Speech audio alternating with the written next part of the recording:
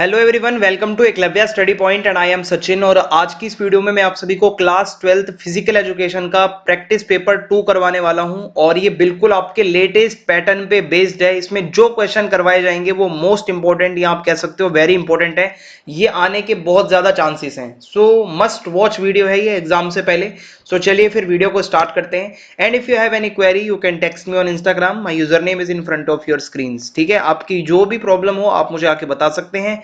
और Telegram channel आप हमारा अगर ज्वाइन करना चाहते हैं तो क्लास 12 ईएसपी न्यू ग्रुप आप जो है सर्च मारकर ज्वाइन कर सकते हैं।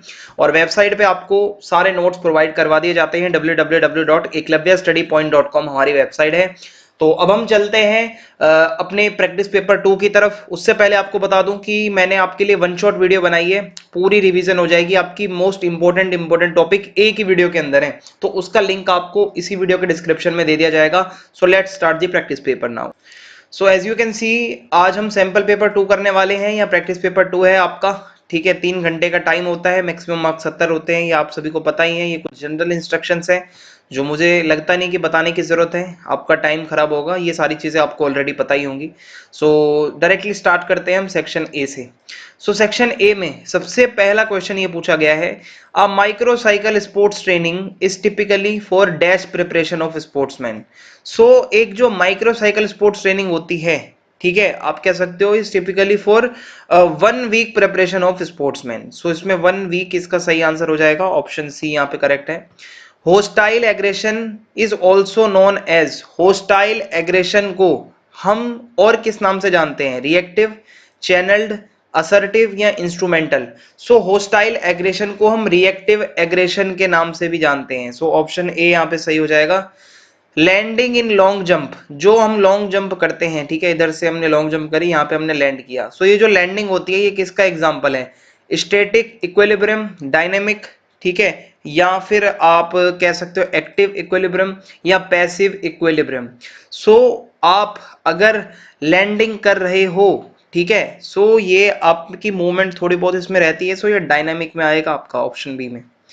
फिर है question number 4, plate tapping test is use to measure. जो प्लेट टेपिंग टेस्ट होता है वो किस लिए होता है? स्पीड मेजर करने के लिए, coordination of lower limb, coordination of upper limb या फ्लेक्सिबिलिटी। सो ये किया जाता है कोऑर्डिनेशन ऑफ लोअर लिम्ब को मेजर करने के लिए। फिफ्थ क्वेश्चन है, men's ability of doing work in the absence of oxygen. Oxygen ना होते हुए भी आप अगर काम कर रहे हैं, सो ये क्या कहलाता है? Aerobic capacity, anaerobic capacity, endurance capacity या muscular capacity. It is called anaerobic capacity. ठीक है। और फिर सिक्स्थ क्वेश्चन है, the main purpose of chair stand test. जो चेयर स्टैंड टेस्ट होता है उसका मेन पर्पस क्या होता है? To measure the strength of the lower part of body of senior citizen, या फिर है to measure chest of senior citizen, या to measure strength of upper part of body, या to measure the speed of lower part of body. So ये जो है आपका किया जाता है to measure the strength of the lower part of body. जो सीनियर सिटीजन की लोअर बॉडी का पार्ट होता है उसको मेजर किया जाता है, उसकी स्ट्रेंथ को। Question number 7, doctor Ludwig Guttmann is related to. ये किससे रिलेटेड है? ये पैरालंपिक गेम से रिलेटेड है, ऑप्शन ए सही हो जाएगा। Eighth question, which asana should be perform for during for curing diabetes. Diabetes के अंदर आराम आए इसके लिए आप क्या कर सकते हो? वज्रासन, धनुरासन, मकरासन या मत्स्येंद्रासन। सो यहाँ पे माना गया है धनुरासन विल बी बेनिफिशियल। फिर नाइन्थ क्वेश्चन है, genu varum is the postural deformity of. Genu varum जो है ये मतलब कौन सी पोस्चुरल जो है डिफॉर्मिटी होती है? ये मतलब डिफॉर्मिटी होती है, ये आपकी लेग्स की डिफॉर्मिटी होती है। ठीक है। और मैं आपको एक चीज और बता दूं, गेनु वरम को ही आप बो लेग्स भी कहते हो, जिसमें बीच का जो गैप होता है वो बहुत ज्यादा चौड़ा हो जाता है।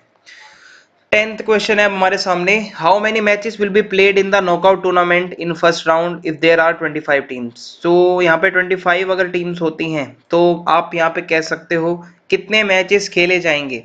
यहाँ पर खेले जाएंगे 9 मैचेस। आगे बढ़ते हैं, बाकी एक जो है फिक्सचर बाई ये मैचेस निकालने वाले क्वेश्चन, इस पे डेडिकेटेड वीडियो आएगी एक हमारी, और उस वीडियो के अंदर बहुत अच्छे से समझाया जाएगा आपको कि कैसे ये सब किया जाता है। 11th क्वेश्चन है, take off in high jump. जब आप टेक ऑफ करते हो हाई जंप के अंदर तो ये क्या दिखाता है आपका? ये आपकी मैक्सिमम स्ट्रेंथ को दिखाता है जब आप टेक ऑफ कर रहे हो हाई जंप के अंदर। फिर 12th क्वेश्चन है, आपको मैच करना है लिस्ट 1 को लिस्ट 2 के साथ में, ठीक है, और नीचे यहाँ पे कोड्स भी दिए हुए हैं, ठीक है, आप कोड्स को देखते हुए यहाँ पे मैच करेंगे। सबसे यहाँ पे पहले दिया हुआ है world largest sports for children with special needs, ठीक है, सबसे पहले ये दिया हुआ है। इसको अगर हम मैच करते हैं तो world largest sports for children with special needs, ठीक है, ये है स्पेशल ओलंपिक गेम्स। फिर first special Olympic games competition 1988, ये यहाँ पे 1988 लिखा हुआ है, बट बहुत जगह आपको 1968 भी लिखा हुआ मिलेगा, तो इसकी कंफर्मेशन आपको बहुत जल्द दे दी जाएगी। अभी जो हमारे क्वेश्चन पेपर में ऑप्शंस दे रखे हैं उसके अकॉर्डिंग हम इसको इसी से मैच करेंगे। And first Paralympic games competition 1960 और फर्स्ट डेफलिम्पिक गेम्स कंपटीशन 1924। इस तरीके से आप इसको मैच करेंगे। फिर उसके बाद 13th क्वेश्चन है अब हमारे सामने, आपको यहाँ पे जो सबसे अलग लग रहा हो, जो सबसे ऑड लग रहा हो, उसको पिक करना है। Openness, extroversion, neuroticism, ambivert. Ambivert और एक्सट्रोवर्ट, इंट्रोवर्ट, ये अलग पर्सनैलिटी वाले टॉपिक हैं। ओपननेस, न्यूरोटिसिज्म, ये बिग 5 थ्योरी वाले आपके इसमें आते हैं, तो ये इसमें जो ऑड है वो एम्बीवर्ट है। रेगुलर एक्सरसाइज से क्या होता है, ठीक है, डिक्रीज मसल साइज, जी नहीं। Muscles remain in toned, increase in fatigue, constant strength, तो आपकी मसल्स टोन्ड होती हैं अगर आप रेगुलरली एक्सरसाइज करते हो, शेप में आती है muscles. Identify the SAI physical fitness test, ये कौन सा फिटनेस टेस्ट हो रहा है? सिट एंड रीच टेस्ट है, chair sit and reach test है, फ्लेक्सिबिलिटी टेस्ट है, या स्ट्रेंथ का टेस्ट हो रहा है? ये सिट एंड रीच टेस्ट चल रहा है आपका, ठीक है, सिट एंड रीच टेस्ट चल रहा है, ऑप्शन ए सही हो जाएगा, बैठकर और आपको आगे अपनी रीच दिखानी होती है कितनी है। अब यहाँ पे 16th क्वेश्चन है, आपको असर्शन और रीजन दो आपको यहाँ पे दिए हुए हैं, ठीक है, और देखते हैं इसमें क्या है। असर्शन में है back scratch test is the for upper body flexibility, ऊपर की बॉडी जो हमारी होती है उसकी फ्लेक्सिबिलिटी के लिए जो है बैक जो स्क्रैच वाला टेस्ट होता है वो होता है। Arm curl is for upper body strength. आप अगर इसमें देखेंगे, ठीक है, both A and R true, और आप यहाँ पे कह सकते। भाई बातें जो है वो दोनों सही लिखी हुई हैं, ठीक है, आगे बढ़ते हैं अब 70th क्वेश्चन है, लिस्ट दी हुई है, अब आपको यहाँ पे मैच करना है, तो देखते हैं क्या है। ऑस्टियोपोरोसिस, ऑस्टियोपोरोसिस को आप कह सकते हो कि ये बोन डेफिशिएंसी का डिजीज है, ठीक है, डेंसिटी भी कम हो जाती है इसके अंदर। फिर उसके बाद एनोरेक्सिया नर्वोसा जो है ये आपका ईटिंग डिसऑर्डर होता है, आप सभी को पता ही होगा। फिर उसके बाद एमनोरिया जो आपका होता है, ठीक है, इसके अंदर इरेगुलर हो जाते हैं आपके जो मेंस्ट्रुएशन होते हैं। और लॉर्डोसिस क्या है, आपकी स्पाइन पोस्चुरल डिफॉर्मिटी होती है। आई होप आपको समझ में आया होगा। अब उसके बाद 18th जो आपका क्वेश्चन है 18th वाला, Nadi Shodhan pranayama is helpful in management of which lifestyle disease. Nadi Shodhan प्राणायाम कौन से लाइफस्टाइल डिजीज में हेल्पफुल होता है? ओबेसिटी, अस्थमा, हाइपरटेंशन या हाइपोटेंशन।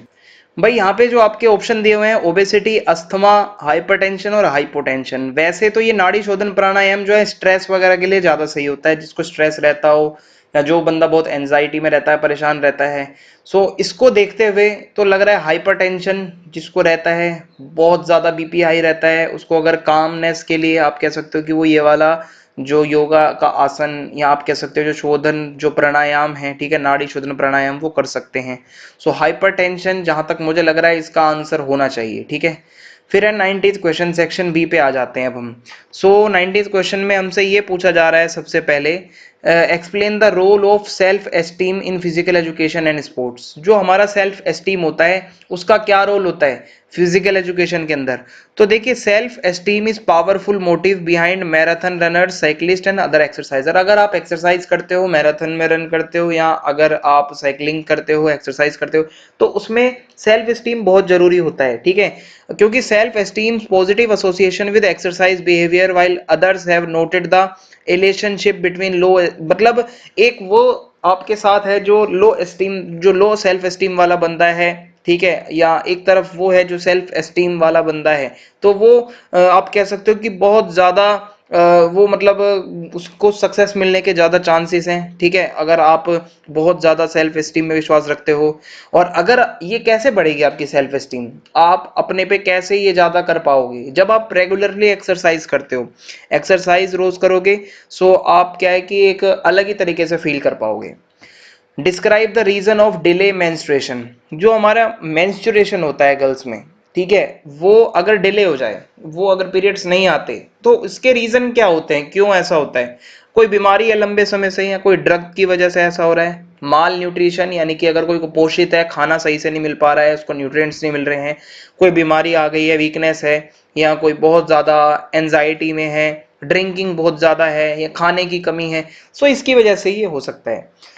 फिर है कपाल भाती का जो है प्रोसीजर आपसे पूछा गया है कि कैसे ये कपाल भाती की जाती है। सो सबसे पहले तो भाई आसान है, कंफर्टेबली बैठ जाओ।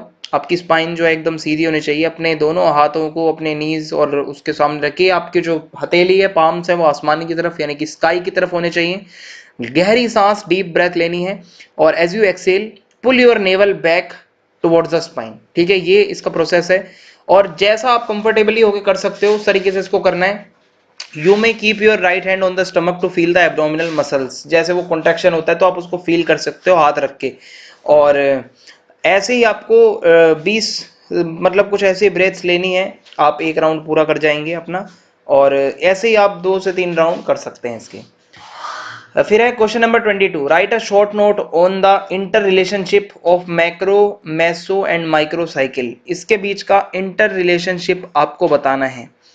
इसके अंदर ये है कि मैक्रो साइकिल का मतलब है refers to your season as a whole. ठीक है, और meso cycle refers to a particular training block within that season, यानी कि एंड्योरेंस फेज आपका हो गया।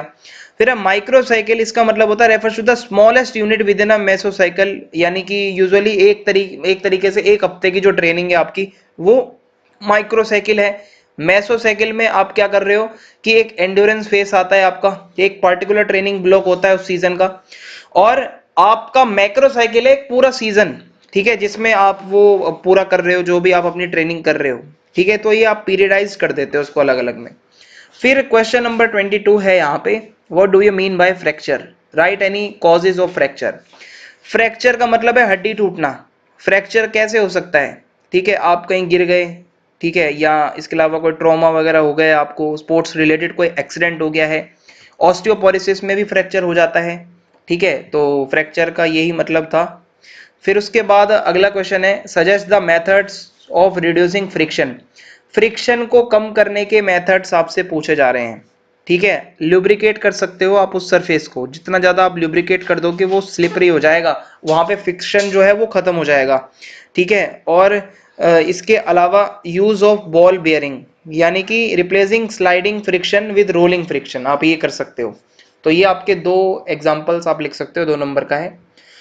फिर सेक्शन सी है हमारा, how are the physical activities are beneficial for children with special education या स्पेशल नीड्स। जो स्पेशल बच्चे होते हैं, ठीक है, उनके लिए क्या एडवांटेज होते हैं फिजिकल एक्टिविटीज के। तो देखो, उनकी हार्ट मसल्स अच्छी होती हैं, उनकी कार्डियोवैस्कुलर एफिशिएंसी बढ़ती है, उनकी लंग की एफिशिएंसी बढ़ती है, एक्सरसाइज का इंड्योरेंस बढ़ता है, फिटनेस अच्छी होती है, सोशल रिलेशनशिप उनके अच्छे होते हैं, उनके अंदर पॉजिटिव चेंज आते हैं, सोशल बिहेवियर उनका अच्छा होता है, उनकी एनर्जी अच्छी हो जाती है, उनका बीपी सही रहता है, कोलेस्ट्रॉल का लेवल सही रहता है, डायबिटीज से बचे रहते हैं, और स्ट्रेस के लेवल कम होते हैं, वेट कंट्रोल में रहता है, मसल की स्ट्रेंथ बढ़ती है, मोटर स्किल्स अच्छी होती हैं। ठीक है, और ये इतनी सारी चीजें मैंने आपको बता दी हैं, आप इसको बता सकते हो आराम से। Why are vitamins necessary for health. जो वाइटामिन्स होते हैं वो हमारे लिए जरूरी क्यों होते हैं, क्योंकि हमारी बॉडी को अगर सही से काम करना है, सो वाइटामिन्स बहुत जरूरी होते हैं। ठीक है, हमारे बॉडी में इन्फेक्शंस को आने से बचाते हैं, हमारे नर्वस सिस्टम को, हमारे नर्व्स को वो सही रखते हैं। और इसके अलावा विटामिन्स में help your body get energy from food और help your blood clot properly. आप कह सकते हो कि फूड से जो एनर्जी मिलती है, ठीक है, वो हमारी बॉडी को मिलती है उससे।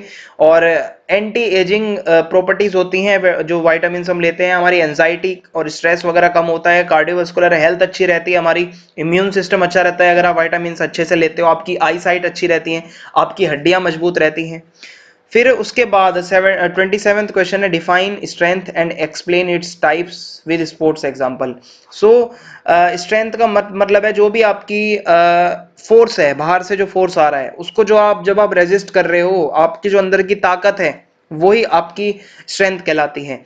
सो एक तो होती है आपकी स्टैटिक स्ट्रेंथ, ये आपकी आइसोमेट्रिक स्ट्रेंथ भी इसको हम कहते हैं। इसमें क्या होता है, static strength can be measured with a dynamometer, ठीक है, and this type of strength is not seen directly, ये स्ट्रेंथ आपको डायरेक्टली नहीं दिखती।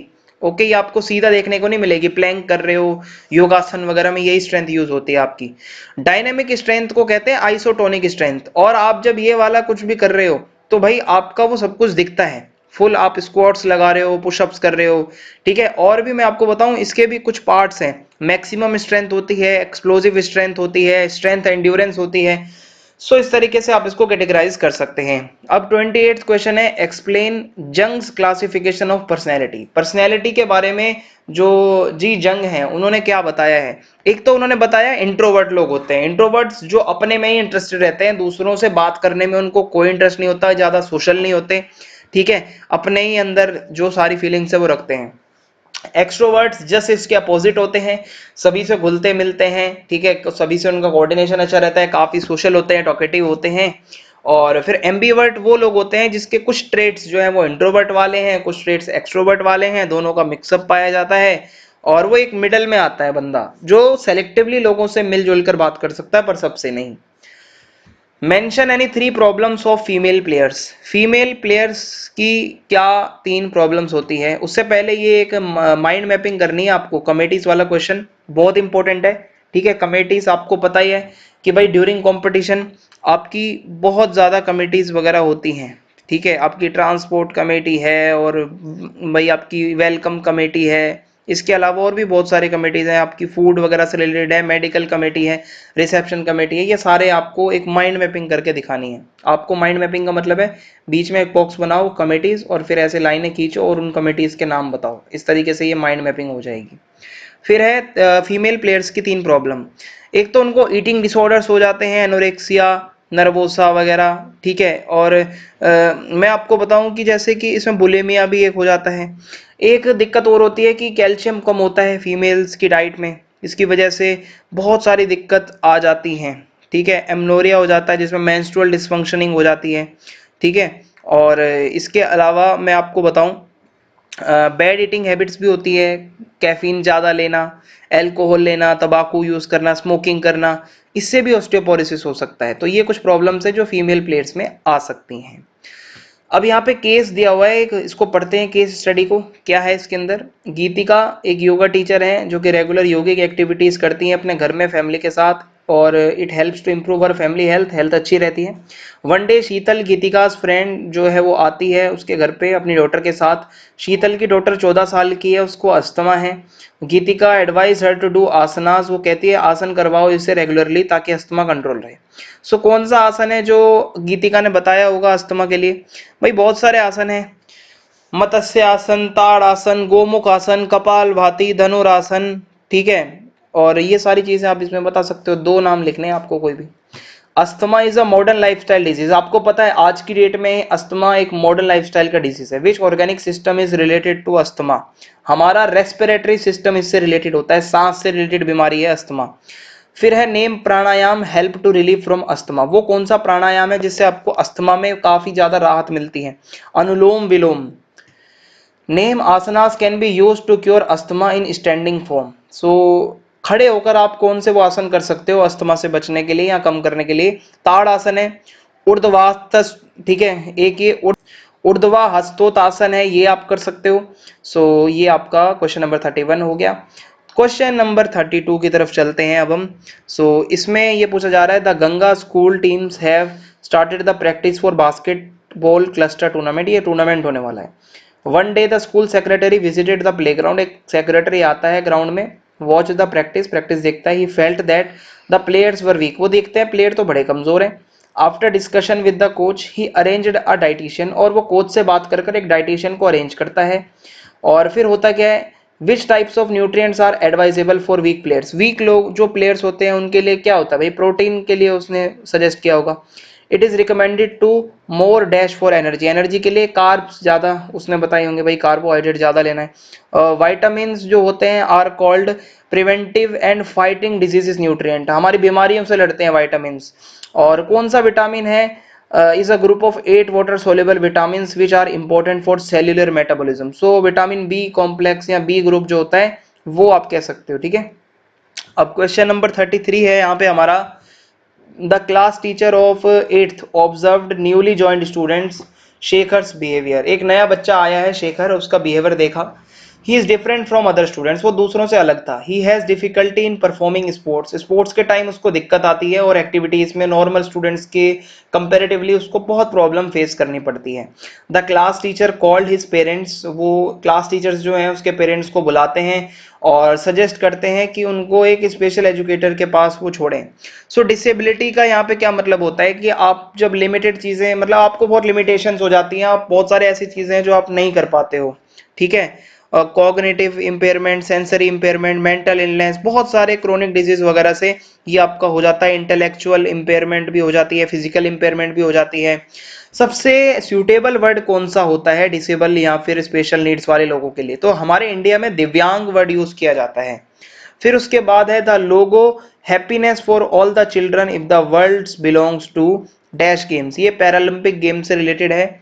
फिर उसके बाद है let me win if I cannot win, let me be brave और बोल्ड मेकिंग एफर्ट्स, ये कौन से ओलंपिक्स के अंदर ये शपथ ली जाती है, ये स्पेशल ओलंपिक जो होते हैं ना वहां से ये शपथ ली जाती है।